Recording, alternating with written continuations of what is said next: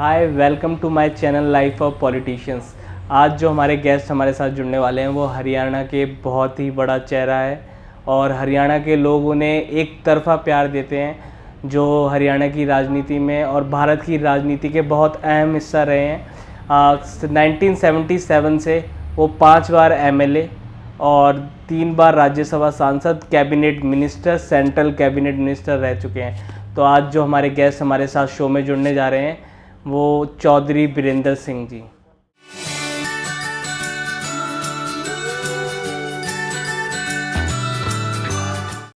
Sir, आज मैं अपने चैनल में पहले तो आपका स्वागत करता हूँ लाइफ ऑफ पॉलिटिशियंस में। धन्यवाद सर, बेसिकली हमने ये चैनल एक इंस्पिरेशनल स्टोरी रही है आपकी, और आपकी स्टोरी से बहुत लोग, आपको हरियाणा के लोगों से इतना प्यार मिला है, उनको आपको जानने का पूरा वो होता है कि हाँ भाई, हम जिनको फॉलो करते हैं उनके बारे में हमें पता होना चाहिए। तो आपकी स्टोरी हम उन तक ले जाना चाहते हैं। तो सर, मैं आपसे सर सीधा पहला सवाल करता हूँ। सर, जैसे आपने 1972 में अपना चुनाव लड़ा था, पहला चुनाव लड़ा था, सर उस दौरान आपका राजनीतिक सफ़र, आपकी रुचि पहले से थी या आपको मतलब इंटरेस्ट आया कि पॉलिटिकल फैमिली से हैं? तो सर कैसे स्टार्ट हुआ सब? नहीं, देखो, ये तो सही है कि मेरी जो पृष्ठभूमि है वो राजनीतिक परिवार से तो मैं हुई, और राजनीतिक परिवार भी कोई ये नहीं को 10, 20, 50 साल, लगभग 105 साल से हमारे परिवार में राजनीति रही है। और इस देश में जो पहला इलेक्शन हुआ अंग्रेज की हुकूमत में, जिसमें रिस्ट्रिक्टेड पावर दी गई भारतीयों को, उससे लेके, यानी वो बात है 1922 से लेके और अब 2022, तो पहला चुनाव जो था वो 21-22 में हुआ था। तो फिर जब कोई राजनीतिक परिवार से होगा तो ये तो पूछना ही कोई मायने नहीं रखता कि आपको कहाँ से इंस्पिरेशन मिला। नहीं, वो तो हमारे यानी संस्कारों में ही था एक किस्म से। मैं सर, अपना इंटरेस्ट होता है, जैसे एक होता है कि हाँ, बचपन में हम सबका इंटरेस्ट होता है कि इसमें जाना है। जैसे आपको क्रिकेट भी पसंद था, आप डिस्ट्रिक्ट जिंद के कैप्टन भी रहे हैं, तो होता है ना कि मेरे को क्रिकेटर ही बनना है या फिर पॉलिटिक्स में आना है, तो पॉलिटिशियन। आपका इंटरेस्ट कब बना कि मुझे पॉलिटिक्स में ही आना है? नहीं, पॉलिटिक्स में ही था। अच्छा, मेरे को ये भी पता था कि 21 साल की उम्र में वोट डालने का अधिकार मिलेगा, 25 में इलेक्शन लड़ने का। और मैं पंजाब यूनिवर्सिटी से जब मैंने लॉ किया तो प्रैक्टिस भी मैंने इसीलिए स्टार्ट की थी अपने होम डिस्ट्रिक्ट में, ताकि मैं राजनीतिक रूप से भी थोड़ा सा सक्रिय हूँ। लेकिन मुझे ये नहीं पता था कि मेरी शुरुआत जो मैंने 70 में की, 1970 में, मैं 1972 में मैं चुनाव लड़ूंगा। मैं ये समझता था कि 10-15 साल लोगों से संपर्क बना के और फिर चुनावी मैदान की सोचेंगे। उससे पहले वकालत भी करेंगे और लोगों से अपना मेल मिलाप करके, संपर्क करके, उनसे रिश्ता कायम करके, तब राजनीतिक तौर पे एक मजबूत राजनीतिक सोच लेके आगे बढ़ेंगे, ये था। सर, जैसे आपको राजनीति में आप बहुत टाइम होने जा रहा है, एक बहुत आपका लंबा समय राजनीति में रहे। आप 5 बार एमएलए भी रहे हैं, मंत्री भी रहे हैं, एमपी भी रहे हैं, राज्यसभा भी रहे हैं। तो सर, राजनीति की आपके हिसाब से सही परिभाषा क्या है कि राजनीति का सही डेफिनेशन ये है? राजनीति किसे कहते हैं हम? देखिए, अब सब पॉलिटिक्स की व्याख्या तो कई तरीके से, उसकी डेफिनेशन एक नहीं हो सकती, अनेक होंगी। लेकिन मेरे जहन में ये बात है कि जब से प्रजातंत्र का एक रूप नए ज़माने में आया है, वो उसकी बेशक शुरुआत इंग्लैंड से हुई है 500-550 साल पहले, लेकिन प्रजातंत्र में लोगों की भूमिका हो, लोग ही अपने फैसले आप करें, लोगों की सरकार हो, सरकार लोगों से संपर्क करके उनकी जो भी समस्याएं हैं उनका निदान करें। तो पॉलिटिक्स का मतलब तो यही है। वैसे देखा जाए तो पुराने ज़माने में भी राजनीति थी जी। और चाणक्य जैसे लोग भी हुए हैं जी। और भगवान कृष्ण भी एक रूप में बहुत बड़े जी, उनको राजनीतिक क्या कहूँगा, बहुत बड़े स्टेट्समैन थे वो जी। तो ये हैं, लेकिन ज़माने के साथ साथ राजनीतिक की जो स्वरूप है, उसकी व्याख्या है, वो समय समय पे बदलती रही।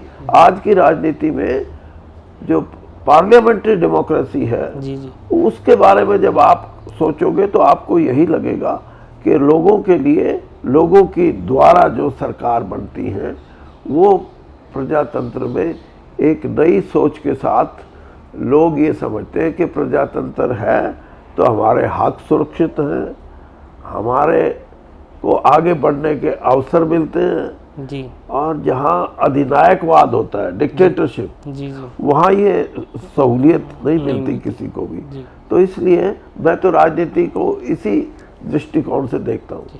सर, आपने अपना 1972 में पहला चुनाव लड़ा था, जैसे मैंने पहले बताया, पर सर जब आपने पहला चुनाव अपना लड़ा था तो सर मन में इतना, मतलब आज तो आपको बहुत प्यार करते हैं जो भी हरियाणा के लोग हैं, एक तरफा प्यार मिलता है आज तो आपको, मगर जब पहला चुनाव लड़ा था तब मन में ऐसा कुछ था कि हाँ पता नहीं लोग मुझे उतना प्यार देंगे कि नहीं देंगे, या थोड़ा डर कि हाँ भाई हार गया तो करियर आगे का, तो सर उस टाइम पे ऐसा कुछ था मन में जब पहला चुनाव लड़ा? राजनीति में हार जीत तो स्वाभाविक है जी, लेकिन मैं राजनीतिक परिवार से था इसलिए मुझे जीत की ज्यादा उम्मीद थी जी। हालांकि मैं जीत नहीं सका, लेकिन हारने का गम नहीं हुआ जी। मुझे ये था कि मैं 25 साल जी की उम्र में मुझे मौका मिला जी, बहुत अभी तो 50 साल राजनीति करेंगे जी जी जी, और तो अगली बार देख लेंगे।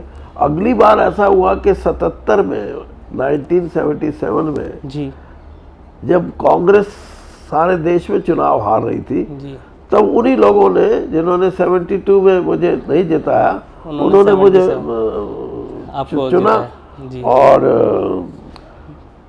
उस वक्त का जो मेरा राजनीतिक जीवन का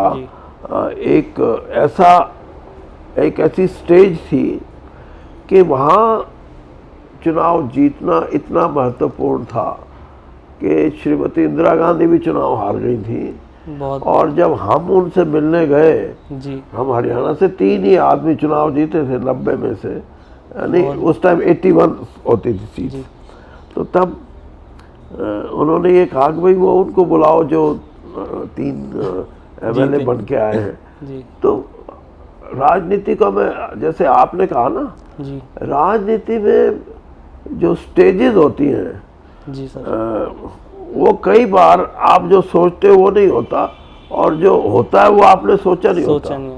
अगर आज मैं ये कहूँ कि मेरे को जो नेतृत्व है जी, उसमें मैं देश के सीनियर लीडर्स में से हूँ जी जी, लेकिन उसका श्रेय जाता है 1977 की जीत का जी, जो ऐसे सिचुएशन में हुई जब कोई अंदाजा ही नहीं लगा सकता था कि कांग्रेस कोई चुनाव जीत सकती है जी। तो इसलिए मुझे एक ऐसा जंप मिला। उसके बाद जब हम टिकट मांगते थे जी, एक समय आया उसी जीत की वजह से मैंने कहा ना कि एक विशेष हमारा स्टेचर बन गया जी जी, तो कांग्रेस ने हमें कॉन्फिडेंस नजर आया कि ये है, इनको आगे बढ़ाना है, तो हम जो टिकट लेने वाले नहीं बल्कि देने वाले बन गए। तो ये राजनीतिक जीवन की घटनाएं ऐसे होती हैं जिसका हमें अंदाजा कई बार आप अंदाजा खुद नहीं लगा सकते। जी सर। सर अभी आपने इंदिरा गांधी जी का जिक्र किया जैसे, तो सर इतना लंबा करियर रहा है, कोई आपकी राजनीतिक इतनी लंबी रही है पूरा राजनीतिक करियर, तो सर कोई आपके लिए खास बेस्ट मोमेंट कौन सा था आपका पूरे राजनीतिक जीवन में इतने लंबे समय में जो आपको? मोमेंट्स तो बहुत होती है लेकिन उनकी बेस्ट कैटेगराइज करने के लिए जी जी, अलग अलग समय पे अलग अलग घटनाएं होती हैं। जी सर, अब कोई हमारे साथ शेयर करना चाहेंगे ऑडियंस के साथ? ऑडियंस से तो देखो मैं ये कहूँगा जी कि राजनीति में जन कल्याण के लिए जी, अगर आपकी भावना के अनुसार कोई काम होता है जी, तो वो सबसे बड़ी संतुष्टि है किसी भी राजनीतिक आदमी की। और आज के युग में राजनीति में लोग अगर आपको ये कहें कि ये हमारा प्रतिनिधि है, जनप्रतिनिधि है जी, ये ईमानदार है जी, ये झूठ नहीं बोलता जी, इसकी कार्यशैली में लोगों की संतुष्टि करना एक विशेषता है, तो ये चीज़ें आदमी को बहुत सेटिस्फेक्शन देती हैं जी, कि मैंने जो किया सिर्फ इसलिए नहीं कि मुझे एमएलए, एमपी, मिनिस्टर बनने का कोई था, बल्कि मैंने अपने इस लोगों कार्यक्रम को जिसके लिए लोगों ने मुझे चुना, मैंने अपना बेस्ट दिया। जी, मैं ये कह सकता हूँ कि जो लोगों ने मेरे से अपेक्षा की थी उससे ज़्यादा मैं लोगों को दिया, तो मुझे उसका बहुत संतोष होता है इस चीज़ का, और यही होना चाहिए जी, क्योंकि राजनीति में और भारत जैसा देश हो जहाँ गरीबी से लड़ाई है, जी, जहाँ अज्ञानता से लड़ाई है, जी, जहाँ स्वास्थ्य सेवाओं को लोगों तक आखिरी छोर तक पहुंचाने की बात है, ये सारी चीज़ें अगर हम करने में सक्षम हैं तो हमें उस चीज़ का एक ऐसा आभास हो कि मैंने जो काम चुना है उसमें मुझे जीत मिली है, उसमें मुझे मेरी इच्छा के अनुसार रिजल्ट आए, परिणाम आए। सर मैं अगले सवाल की तरफ बढ़ता हूँ। सर जैसे हम जानते हैं सर छोटू राम जी बहुत बड़े और फ्रीडम फाइटर रहे हैं, तो सर आप उनके ग्रैंडसन हैं, मतलब वो आपके ग्रैंडफादर हैं, तो मगर सर एक बहुत बड़ी बात है कि आप ऐसे फ्रीडम फाइटर के घर से हैं जो देश के लिए एजुकेशन, जैसे हमें पता है वो बहुत बड़े अपने ज़माने में हैं जी, क्योंकि उनका तो स्वर्गवास 1945 में हो गया था। जी, जी, तो उनके जो काम हैं जी, वो तो आज़ादी से पहले के हैं जी, और वो ऐसे काम हैं जो आज भी लोगों तक लोग उनको इसीलिए याद करते हैं कि जैसे मैं बताऊं कृषि सुधार, जी, जी, एग्रेरियन रिफॉर्म्स, जी, आज से 100 साल पहले जी, किसी आदमी ने अपनी कल्पना की हो कि जो मेहनत कश है, जो कमेरा वर्ग है, जो खून पसीना एक करके अन्न उगाता है इस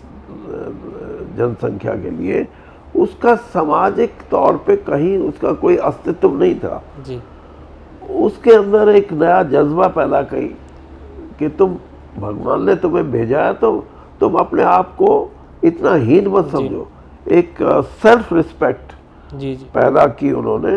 और ये जो आज के दिन हम बोलते हैं ना एमएसपी, जी, जी, मिनिमम सपोर्ट प्राइस, जी, सबसे पहले कल्पना उन्होंने की थी, जी, आज से कोई 80 साल पहले।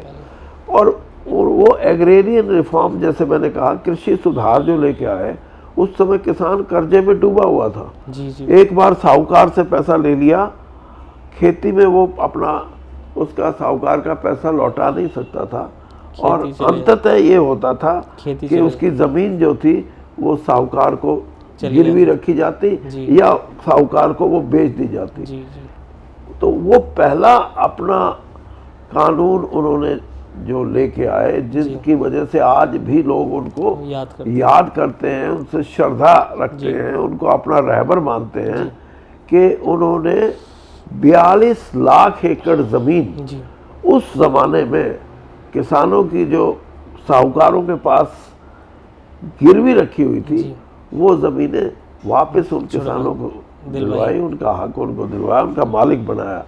ये बहुत बड़ा कदम था जो कि अंग्रेज़ के राज में और जहाँ कोई इस तरह की लड़ाई करे तो सिरे चढ़ना बड़ा मुश्किल था, लेकिन उन्होंने अपने विवेक से, अपनी बुद्धि से, वो सेंट स्टीफन के तो ग्रेजुएट थे वो 1903 के, जिस टाइम पे लोगों को इतना 122 साल पहले, 120 साल पहले, तो उन्होंने अपने विवेक से, बुद्धि से किसान वर्ग को, कमेरा वर्ग को एक नई सोच दी और उन्होंने ये साबित किया कि तुम सामाजिक रूप से अपने आप को वो तो कहते थे अपने अपने अंदाज में कि तुम अपने आप को हीन मत समझो, मैं तुम्हें राजा बनाऊंगा।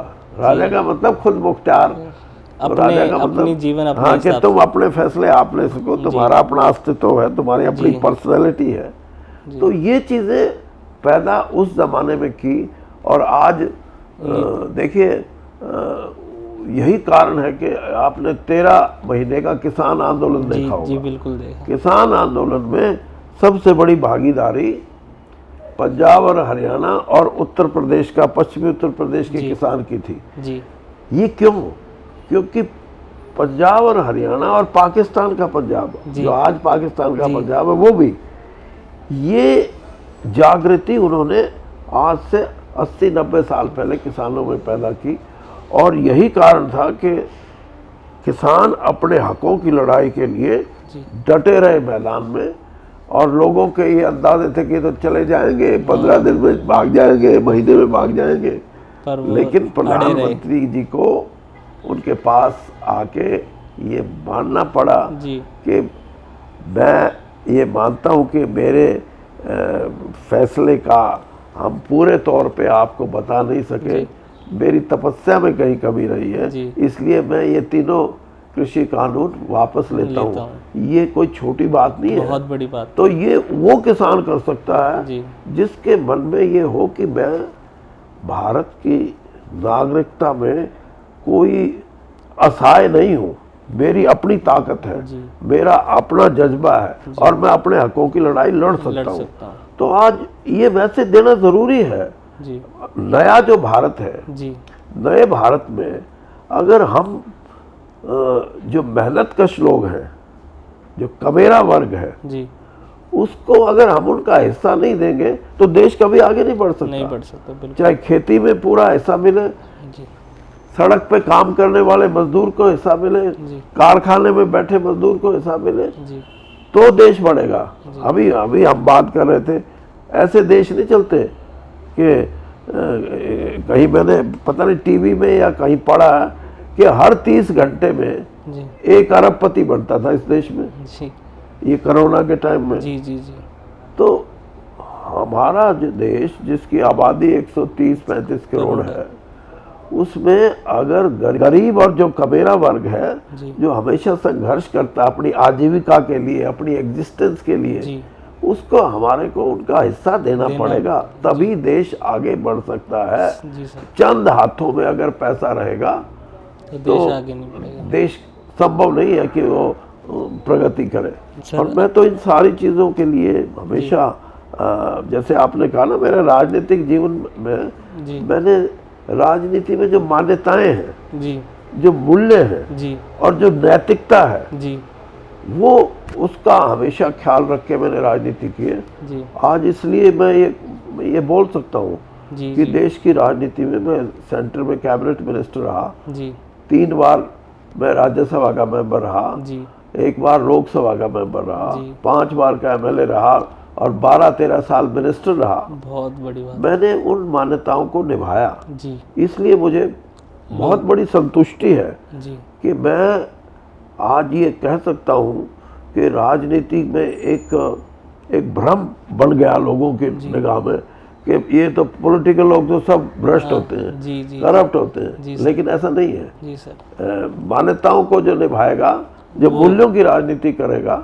वो इस देश के प्रजातंत्र को मजबूत करेगा और देश को भी मजबूत करेगा। बिल्कुल सर, ये बहुत जरूरी चीज है सर। आपका तो दिखता, जैसे मैंने स्टडी कर रहा था जब मैं आपके बारे में, तो उसमें भी आपको जितना प्यार हरियाणा की वो लोग करते हैं, जो किसान करते हैं, एक तरफा बताते हैं, आप 36 बिरादरियों के अकेले मतलब सारा भाईचारा आप निभाते हैं। ये भी जरूरी है।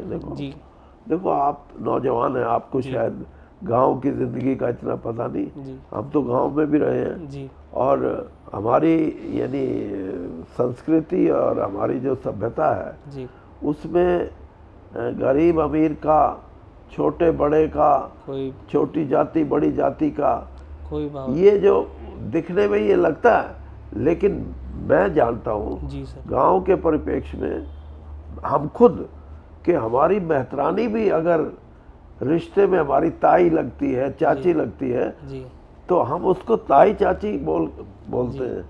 ये इससे समाज जुड़ता है।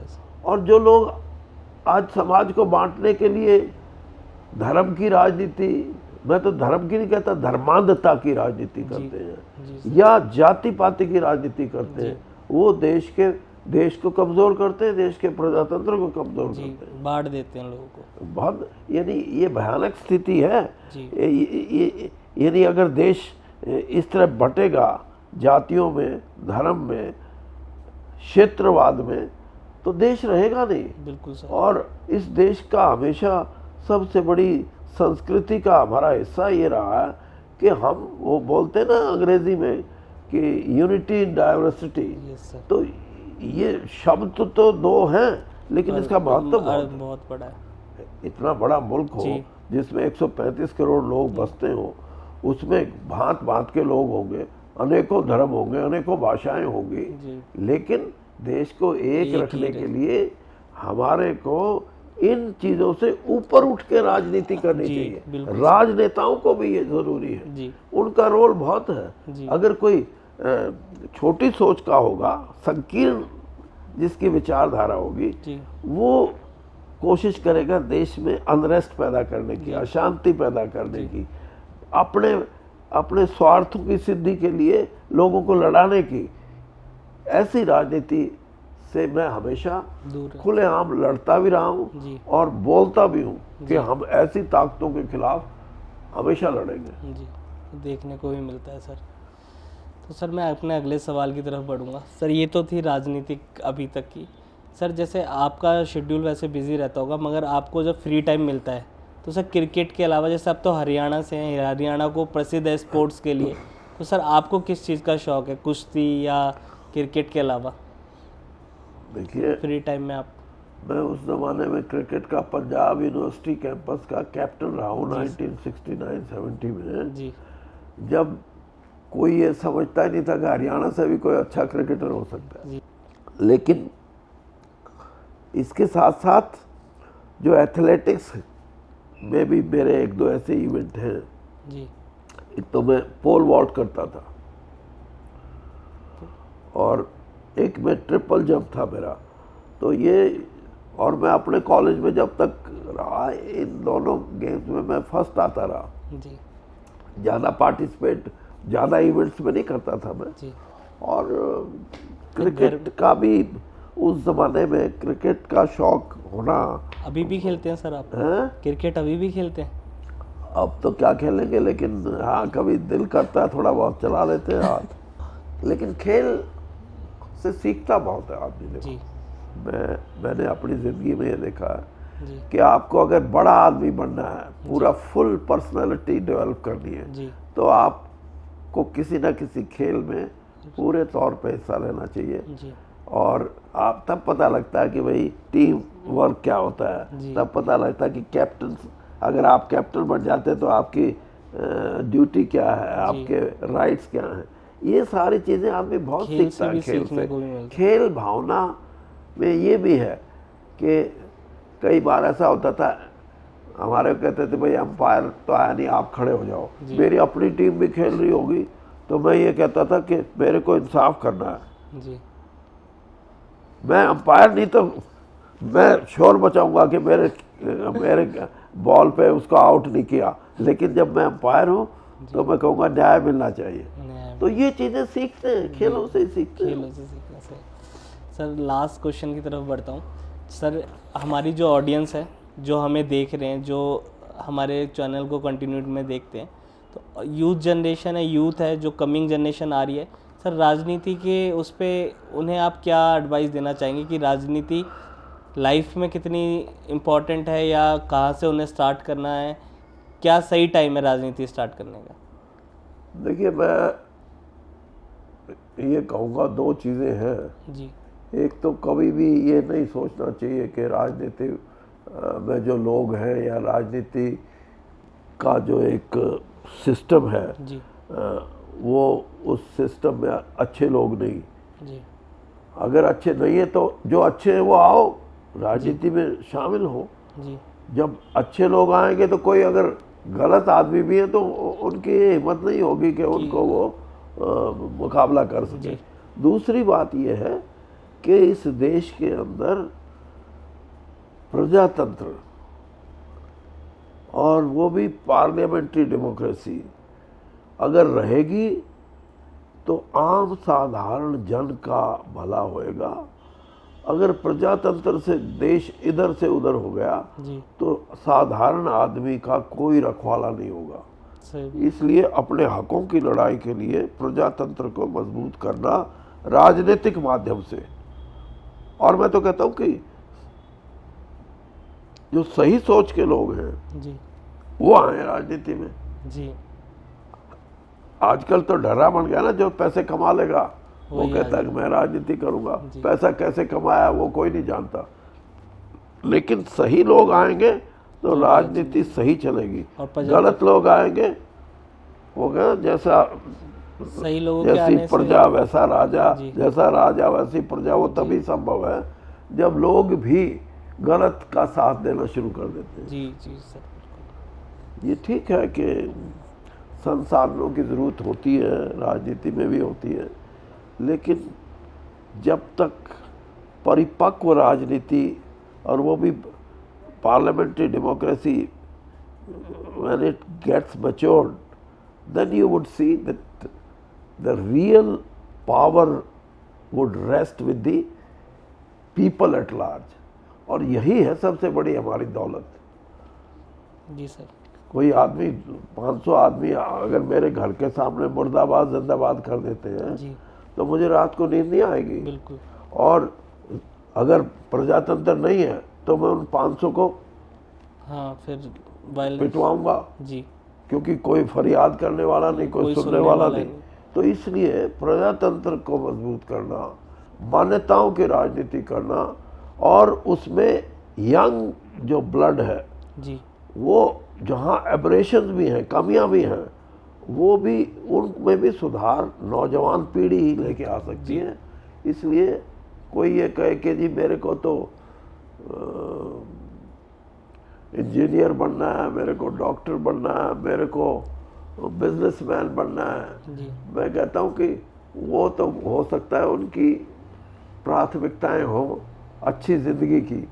मैं कहता हूँ कि वो अपनी अच्छी ज़िंदगी तो बना सकते हैं, लेकिन औरों की अच्छी ज़िंदगी बनाने के लिए राजनीति ही एक ऐसा वाहन है जी सर, जो हजारों नहीं, लाखों नहीं, करोड़ों लोगों की किस्मत बदल सकता है। बहुत ये लास्ट वाली बात, जो अपने लिए तो सब करते हैं, दूसरों के लिए करें तब बात होती है।